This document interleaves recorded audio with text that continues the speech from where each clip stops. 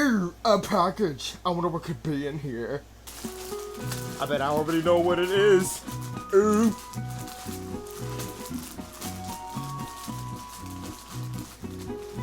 Wait, I think this is the Nendoroid figurine that I got. I don't know. Hang on, just. Oh my god, guys, it's actually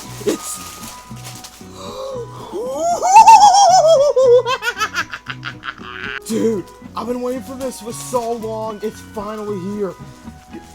Get out of there! Get out! Yeah! It's here! It's finally here! I've been wanting this thing for 2 years now. I finally had enough money to get it. This is so cool. I actually didn't expect it to be this big. I'm gonna get it open and show it to you guys.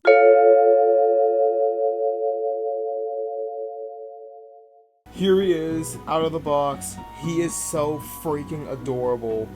Oh yeah, the arms can be moved because they're magnetable. This is probably will be like the only Nendoroid figurine I'll probably own. So, yeah. That's all I have to say. Bye-bye. Bye. Thank you for watching the video. Subscribe for more silly willy content. I'm going to kill myself.